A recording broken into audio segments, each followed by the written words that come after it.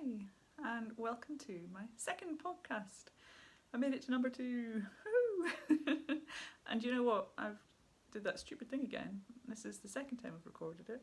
I did it portrait instead of landscape, and I was so chuffed it had all gone well. My husband was saying, "Oh, just upload it anyway," and nah, it would just be that tiny strip going up and down instead of filling the whole screen, and that would bug me. So I'll just take the first time as a practice run. Oh, the dog's just sighed. She's like, "Oh, I heard all this before, for goodness sake." She is so funny. She's quite a character. However, we're here and we're going to do it again. Or just the first time for you. So thank you for joining me. My name's Marta and I'm a crochet designer. I crochet mainly accessories, hats, scarves, socks. Socks are one of my favourite things to crochet, and some garments as well. I'm going to tell you a bit about the Isla Cozy polo that I'm wearing towards the end. First up, I wanted to share a hashtag that I decided to come up with just the very last day of November there. It came to me, and that is Christmas mugs and whips. So obviously you get your Christmas mug and your whip, your work in progress, whether that's a crochet one like mine here, or a knitting or a sewing or any crafty thing that you are doing that is in progress. Pop it together with your Christmas mug, grab a photo. You can either pop it on your Instagram grid or your stories, whichever you like, and add the hashtag Christmas mugs and whips, and I will be following that.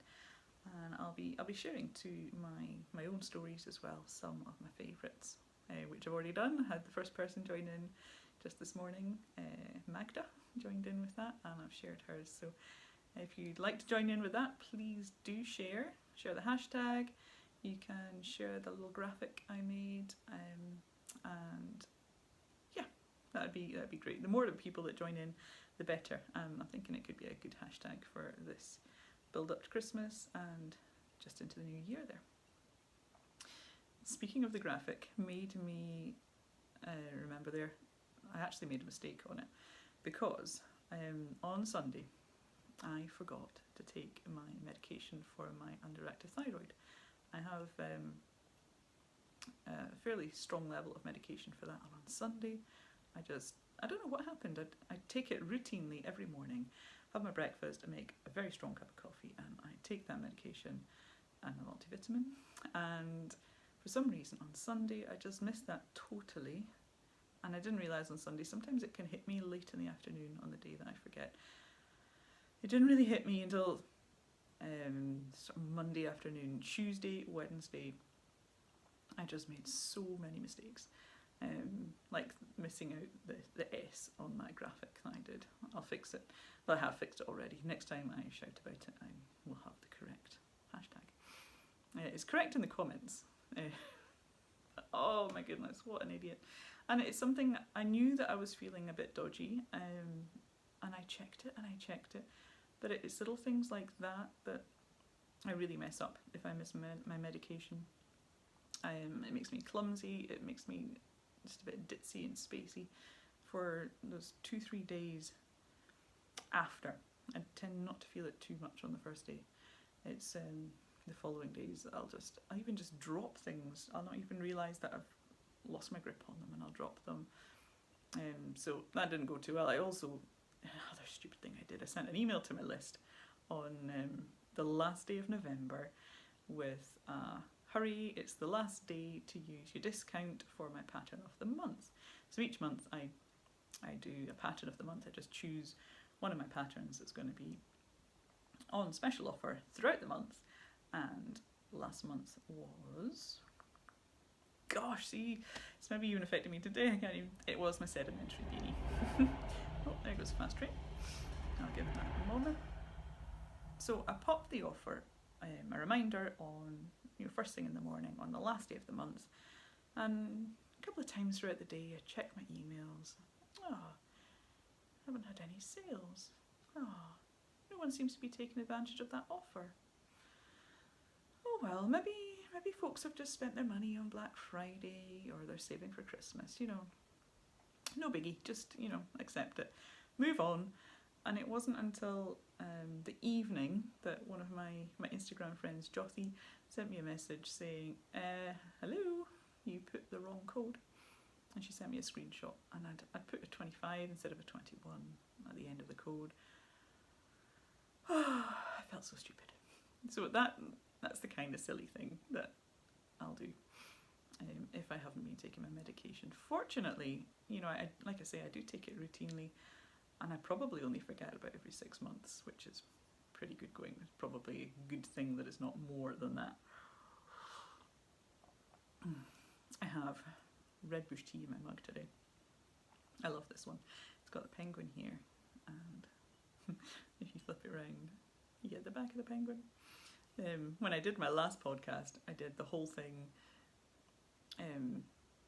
without taking a drink. At the end of it, I realised I was absolutely parched, and I had my cuppa sitting, like today, I had it sitting right there, and just filmed away, and I was just talking, and I'm so excited. And not today, partly because I'm going to keep picking this up because it's warm.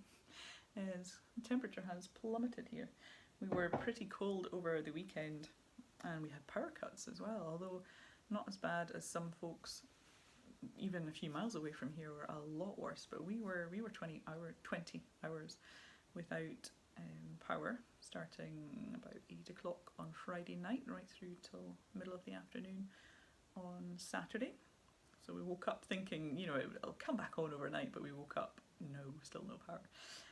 Fortunately, we've got a wood burning stove, so we got that on. I've got a camping kettle, we got that on top of it, so we were okay for hot water and heat. And we did pop round some neighbours, some people in the town that we thought might need some help, so that was handy. We were able to help others with a bit of hot water, etc.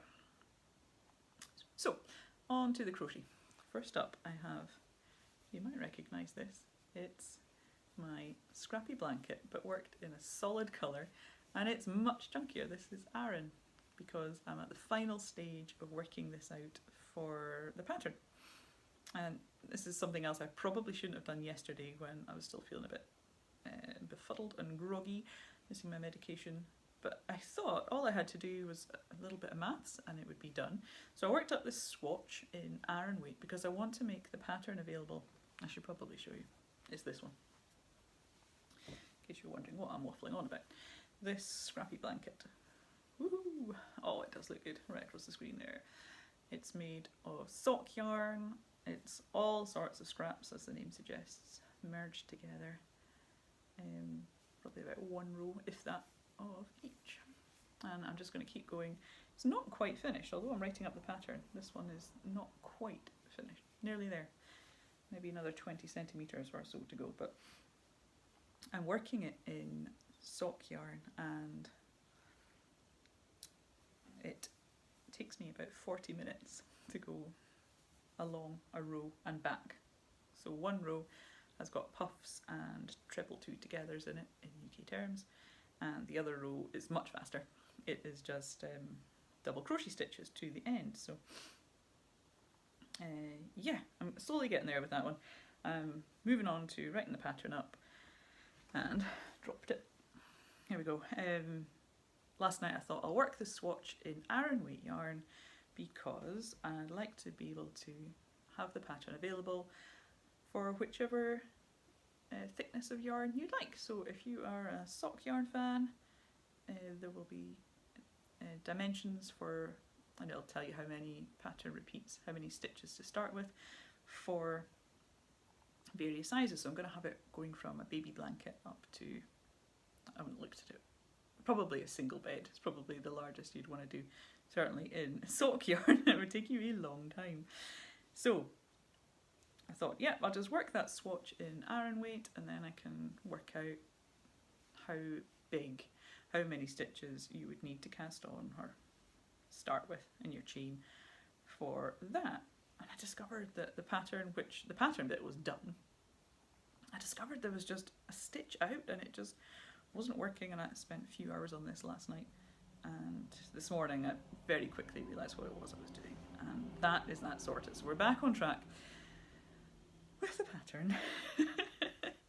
I know there's a lot of people that are looking forward to this pattern, so apologies. It does seem to be taking me rather a long time, but I will get there, and that also means that when I'm done with it, I'll be happy that that's it in its final state, and it's not going to cause you guys any issues, because that's the last thing I'd want, for getting complaints. It's going to be top notch. It'll be fine. It's just taking me slightly longer than I would have hoped. I keep picking up other projects and going with that as well, which isn't helping. So at the minute I am focusing all my pattern writing energy on this one. I'm not starting any new patterns. And that'll probably be me to the end of the year. I don't think I'm going to start writing up or start designing anything new before Christmas now. I shall finish this Fiddle Socks, which you have, I think I showed them on the last podcast. Fiddle Socks have gone to testers, which is fab.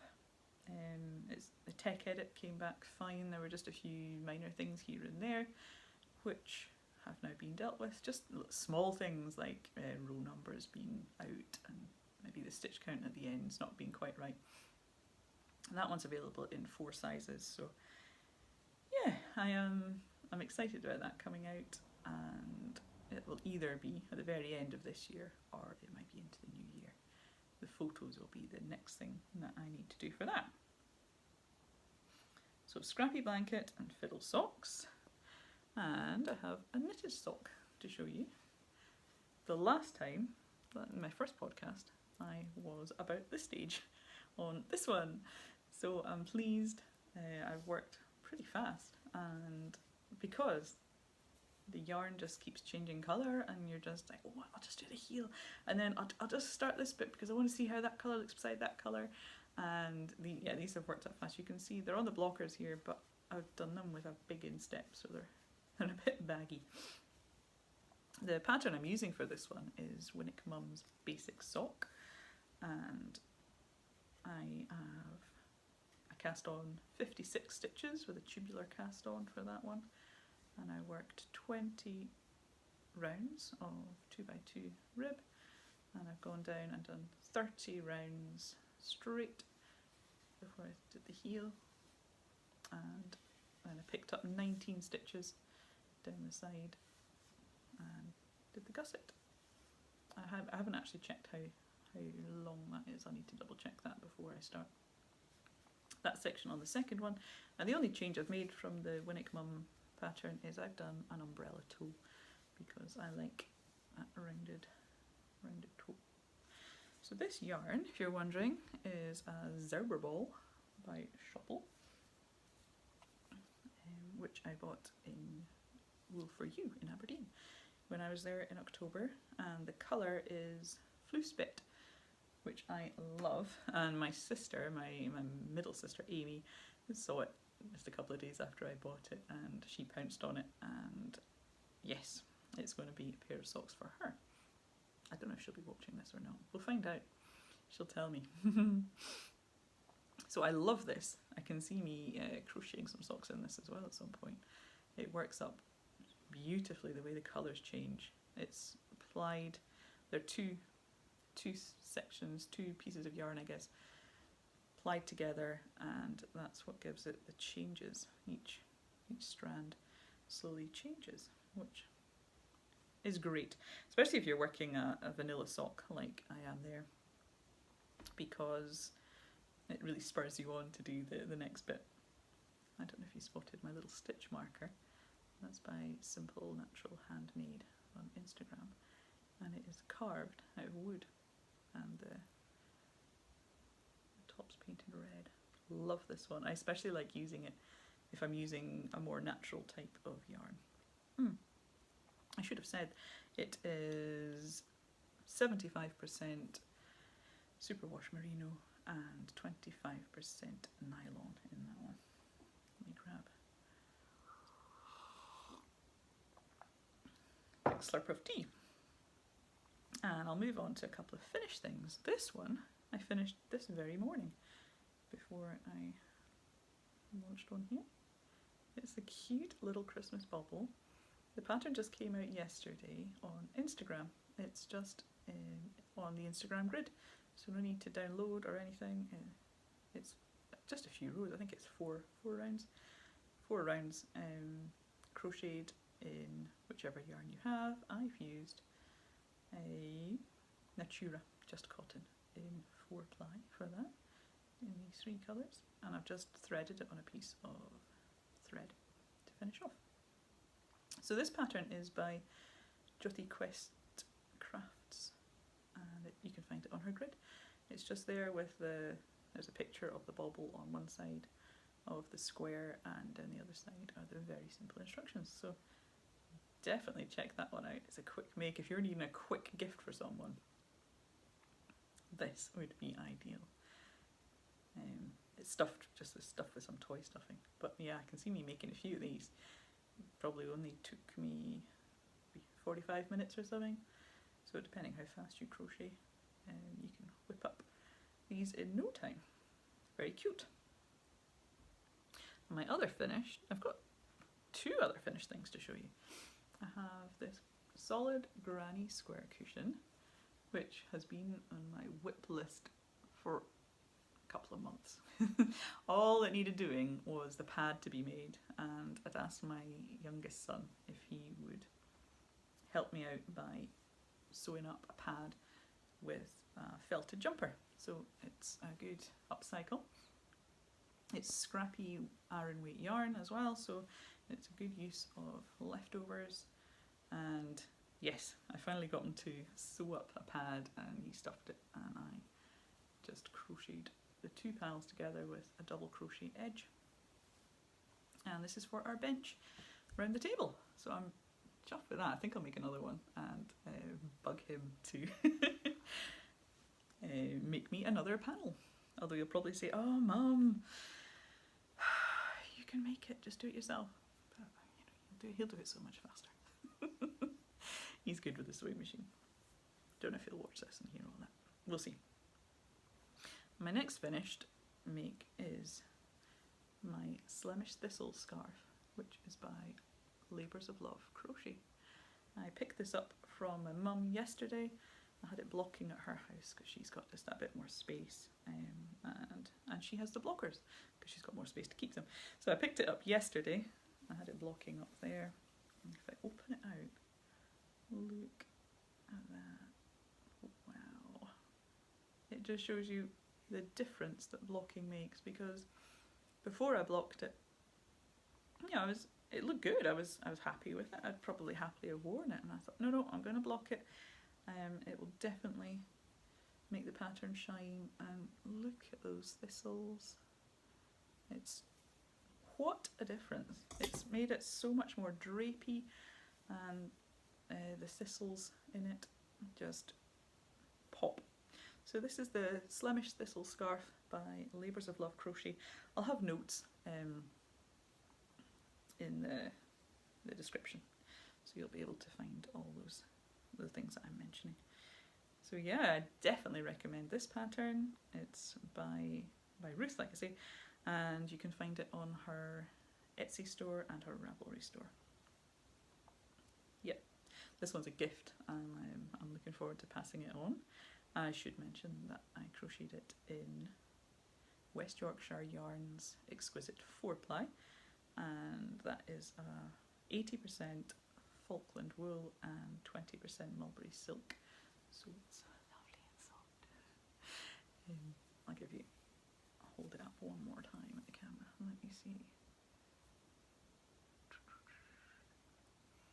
So yeah, tomorrow I am going to be publishing a blog post and sending an email to my list with 5 ideas I have for Christmas crochet gifts. You know, if you're at the stage of December, today is the 2nd of December, I'm not quite sure when this will upload. We're on the 2nd of December today, and if you're looking for gifts to crochet for Christmas presents, then I've got 5 ideas that I'll be sharing there, and that scarf, definitely one of them.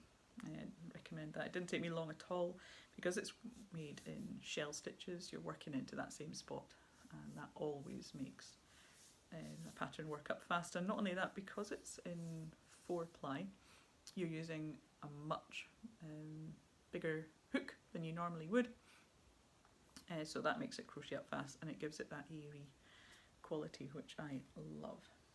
Let me just have another drink of tea.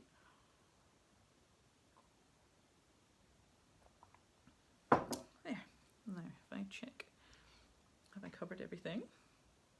I think the last thing I was wanting to cover then is the jumper I'm wearing, the sweater if you want to call it that. It's the Isla Cozy Sweater, which is my own design.